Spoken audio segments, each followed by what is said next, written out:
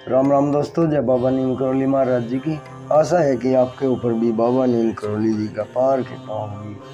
आपके घर परिवार में भी सभी कुशल मंगल होंगे, यही मैं प्रार्थना करता हूँ बाबा नीम करौली जी से, श्री हनुमान जी से, श्री गणपति महाराज जी, मेरे श्री राम जी, मेरे शिव शंकर भोलेनाथ जी, मेरे कृष्ण भगवान जी, मेरी राधा मैया, मेरी सीता मैया, मेरी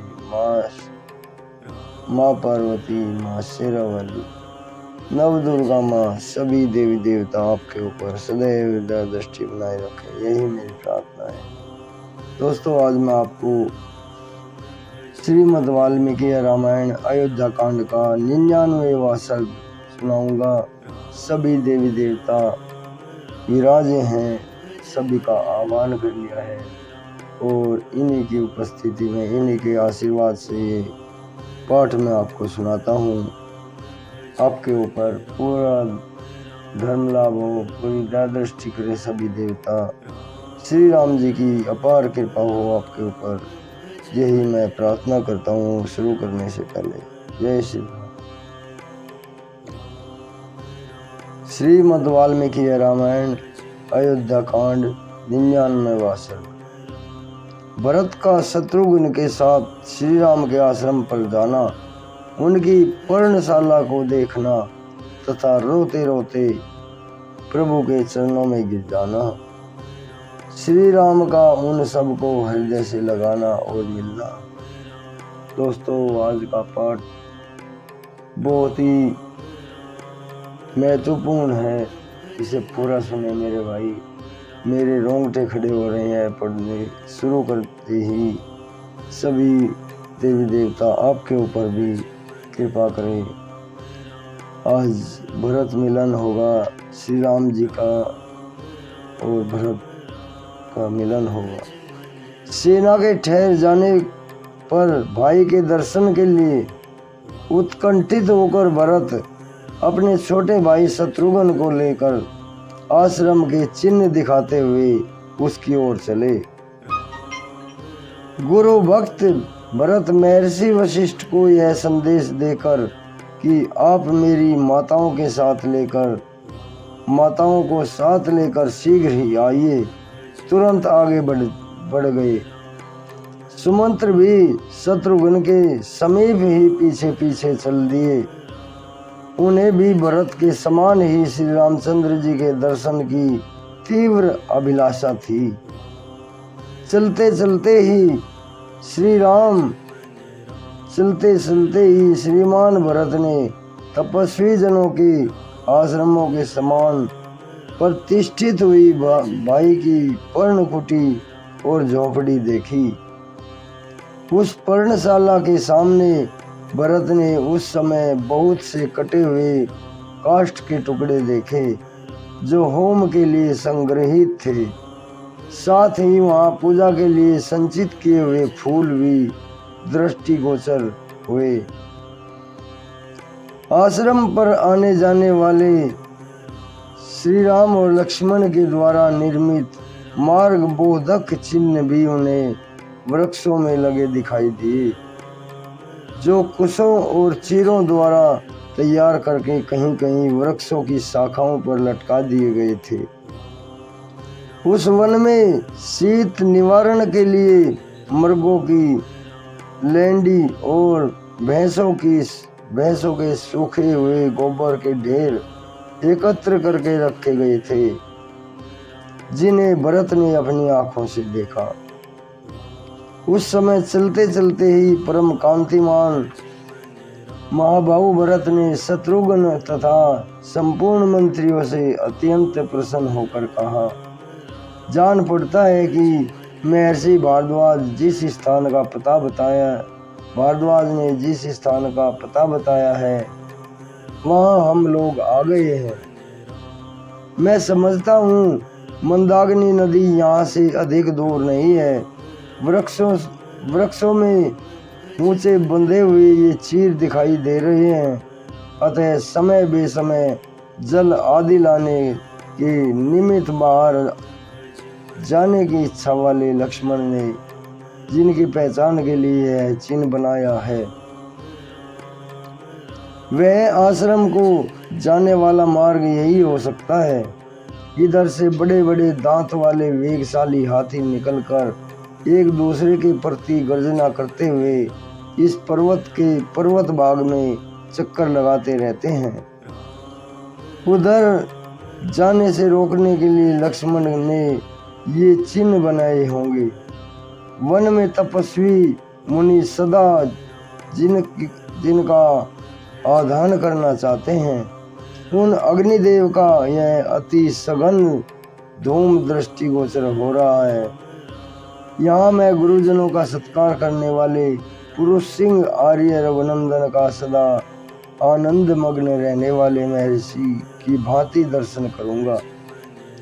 तदनंतर रघुकुल भूषण भरत ने 2 ही घड़ी में मंदाकिनी नदी के तट पर विराजमान चित्रकूट के पास जा पहुँचे और अपने साथ वाले लोगों से इस प्रकार बोले, अहो, मेरे ही कारण पुरुष सिंह महाराज श्री रामचंद्र जी इस निर्जन वन में आकर खुली पृथ्वी के ऊपर वीरासन में बैठते हैं, अतः मेरे जन्म और जीवन को धिक्कार है, मेरा जीवन बेकार है। ऐसा कहकर भरत की आंखों में आंसू आ गए। मेरे ही कारण महातेजस्वी लोकनाथ रघुनाथ भारी संकट में पड़कर समस्त कामनाओं का त्याग परित्याग करके वन में निवास करते हैं, इसलिए मैं सब लोगों द्वारा निंदित हूँ, अतः मेरे जन्म को धिक्कार है। आज मैं श्री राम को प्रसन्न करने के लिए उनके चरणों में गिर जाऊंगा, सीता और लक्ष्मण के भी पैर पड़ूंगा। इस तरह विलाप करते हुए दशरथ कुमार भरत ने उस वन में एक बड़ी पर्णशाला देखी, जो परम पवित्र और मनोरथ थी। वह शाल ताल और अश्वकर्ण नामक वृक्षों के बहुत से फलों द्वारा छाई हुई थी। अतः यज्ञशाला में जिस पर कोमल कुश बिछाए गए हों, उस लंबी चौड़ी वेदी के समान शोभा पा रही थी। वहाँ इंद्रधनुष के समान बहुत से धनुष रखे गए थे, जो गुरुतर कार्य साधन में समर्थ थे, जिनके पृष्ठ भाग सोने के मढ़े हुए थे और जो बहुत ही प्रबल तथा शत्रुओं को पीड़ा देने वाले थे। उनसे उस पर्णकुटी की बड़ी शोभा हो रही थी। वहाँ तर्कस में बहुत से बाण भरे थे, जो सूर्य की किरणों के समान चमकीले और भयंकर थे। उन बाणों से वह पर्णशाला उसी प्रकार सुशोभित होती थी जैसे दीप्तिमान मुख वाले सर्पों से भोगवती पुरी शोभित होती है। सोने की म्यानों में रखी हुई 2 तलवारें और स्वर्णमय बिंदुओं से विभूषित 2 विचित्र ढालें भी उस आश्रम की शोभा बढ़ा रही थी।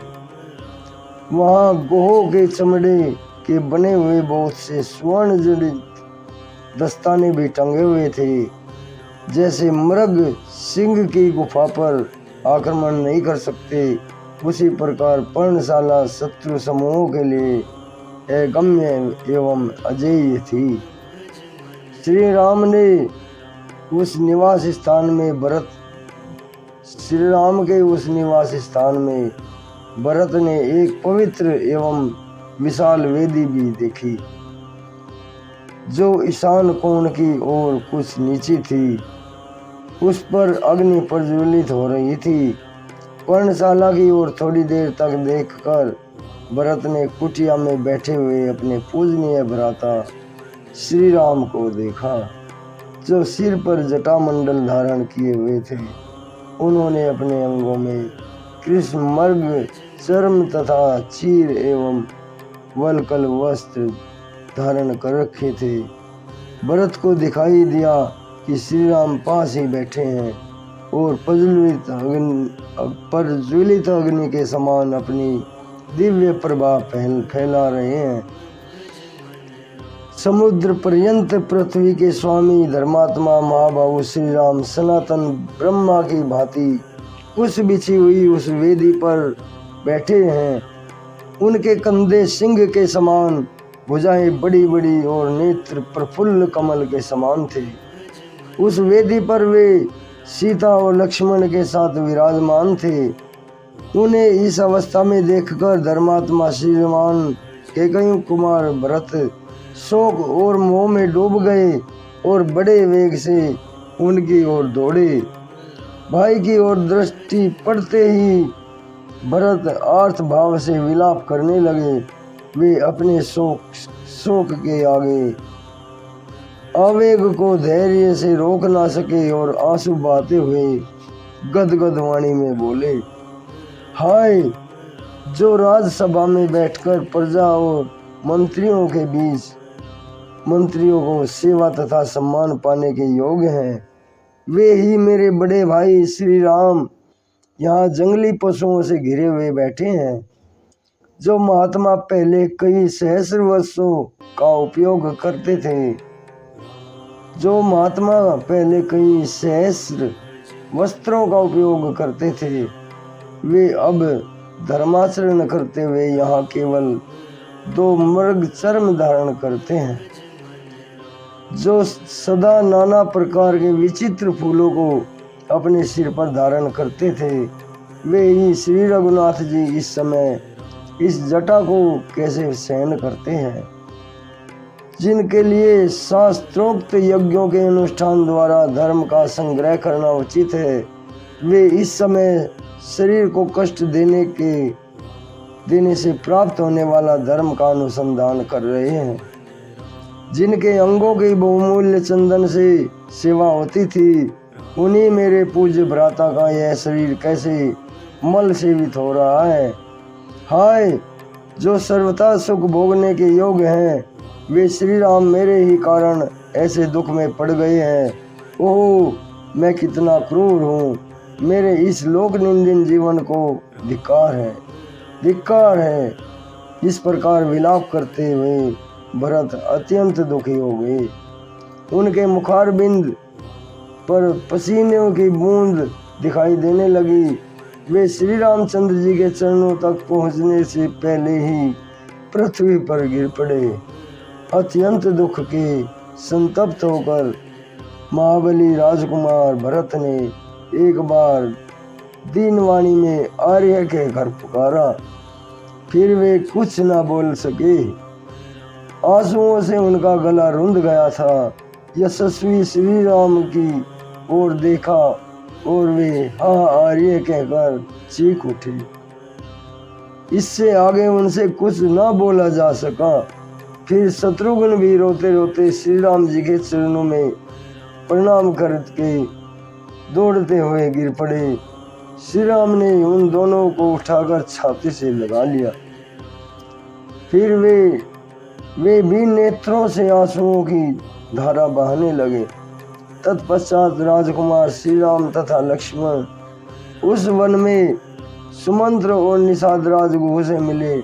मानो आकाश में सूर्य और चंद्रमा, शुक्र और बृहस्पति मिल रहे हों। युद्धपति गजराज पर बैठकर यात्रा करने योग्य उन चारों राजकुमारों को उस विशाल वन में आया देखकर समस्त वनवासी हर्ष छोड़कर शोक के आंसू बहाने लगे। इस प्रकार श्री वाल्मीकि निर्मित आस रामायण आदि काव्य में अयोध्या कांड का 99वां सर्ग पूरा हुआ। हे राम प्रभु,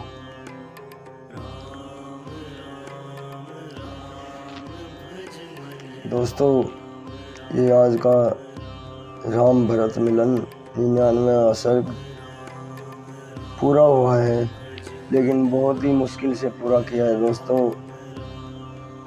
रोए बिना मुझसे भी नहीं रोका गया। गलती के लिए क्षमा चाहता हूँ। जय श्री राम, जय हनुमान, जय बाबा ने